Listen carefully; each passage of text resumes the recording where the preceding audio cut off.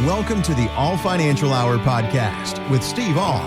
So do you know the basic facts about Social Security? A new poll says that 41% of near retirees flunked a Social Security quiz of 13 true or false statements.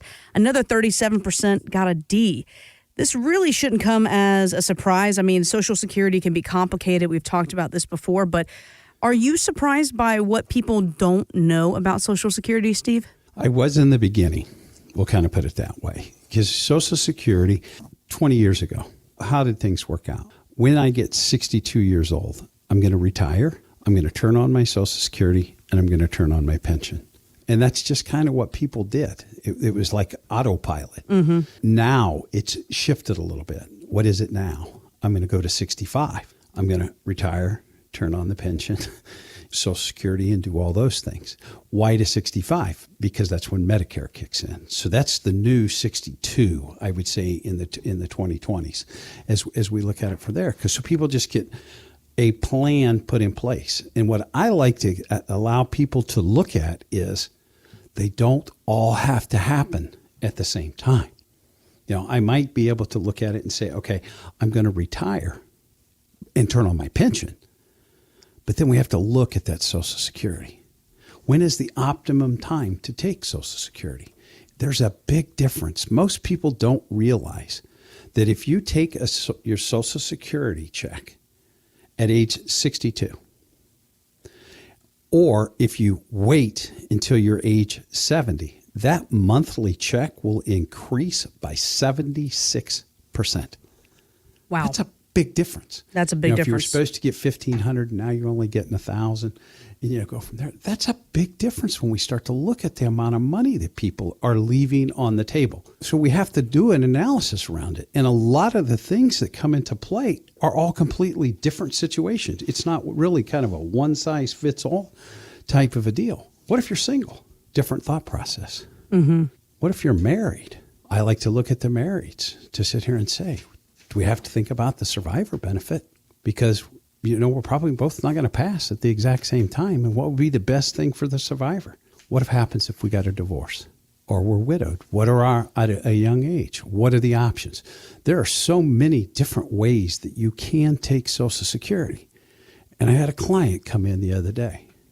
She goes, Steve, I called the Social Security Administration and started asking them questions, and they told me they can't give any advice.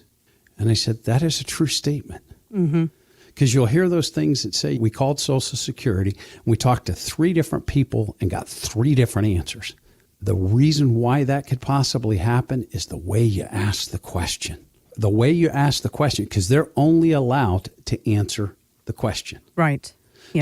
So there's different things. Like people say, hey, I want to start it at 62. Can I? Very few people can actually start at 62. Most people will start at 62 in 1 month. Why? Because you have to be born on the 1st or the 2nd of the month before you can get it at age 62. Just different rules that it comes to it. When do you get your check? How does it play out? What about survivor benefits? We had an event earlier this week where we brought in people from the radio and from our client base that came in just to talk about Social Security. It is amazing what people don't know about Social Security.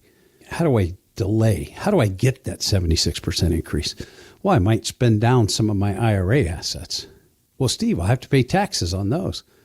I said, well, you have to pay taxes on your Social Security too. That's usually a shocker, yeah. Yeah, and pay taxes on your Social Security too.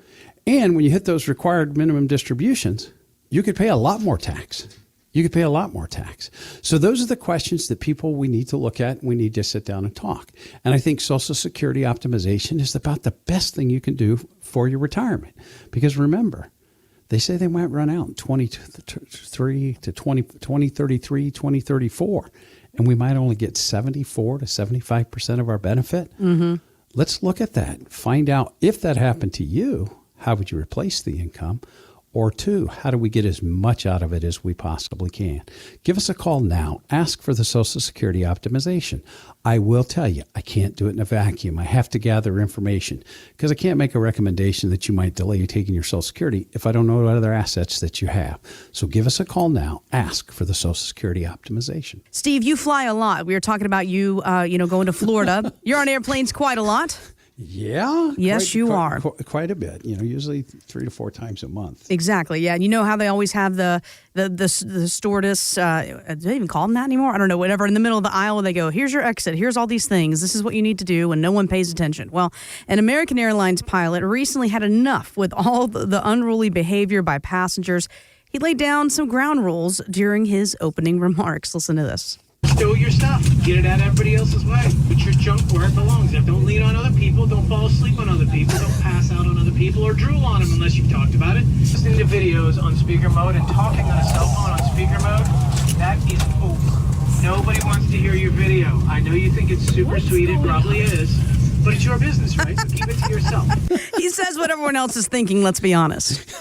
My gosh. I've never heard a pilot do that. I've had some of the best pilots on Southwest Airline that go through that. Mm-hmm. We're going to drop down complimentary air. We're going to do all these things and have a lot of fun with something that most people don't listen to on a regular basis. It's kind of funny. 40 years ago, you might not have known how to fasten a seatbelt because not all cars have it. But, true. Most people know how to fasten the seatbelt today and get it off. Mm-hmm. So you'd be just surprised. Some of the things that it goes through. But, I love it when the guys have fun. Yeah, they make it a fun, exciting trip. And again, let's be honest, he's setting expectations. He's saying what everybody else is thinking. And I think that is something that you do as well, Steve. You set expectations when you meet with individuals so that they understand exactly what they're going to be getting, right? Yeah, well, we look at it to the point where when we bring somebody in, what are we going to do? We're going to bring you in. We're going to find out what your wishes, hopes, and dreams are. And then we're going to gather the information because I can't do a financial plan if I don't have the information. And then we're going to bring you back in a couple weeks. And we're going to give a 30,000-foot view, a summary of a plan. Then we usually bring somebody back for an allocation meeting. Most become clients. Some don't, but most do. And then we go through what are we going to change and what's going to stay the same. And then we talk about that first year. That first year, we like to see our clients quarterly in that first year. Why? Because things have changed and we need to be able to look at it. And I like to sit here and make sure that people understand what is the why of what we're doing. Because sometimes the mechanics, we can get down into the details and it gets a little rough. But if you know why we're doing things, we believe that's very important. And then after that first year, a lot of people will back down. They might only come in semi-annually, quarterly, 3 times a year. We don't do I'll talk to you today and then I'll see you again in another year. I just don't think that's a good way to do business. Too many changes for people, too many questions. And you don't know how many people when they come in and they sit here and say, I'm glad I came in for the review because there's a lot of noise out there today and you helped me refocus upon the plan. Thanks for listening to the All Financial Hour podcast.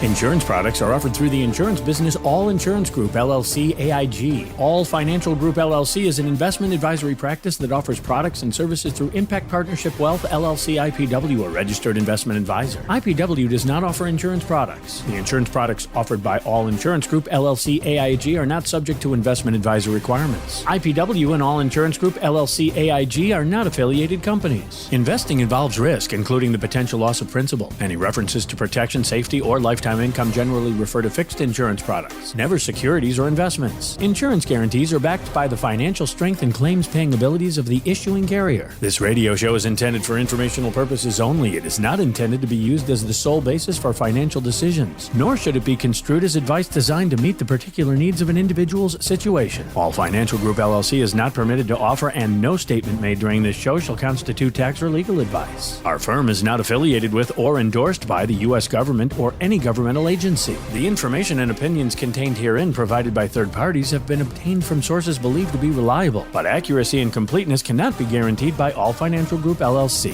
This radio show is intended for information purposes only.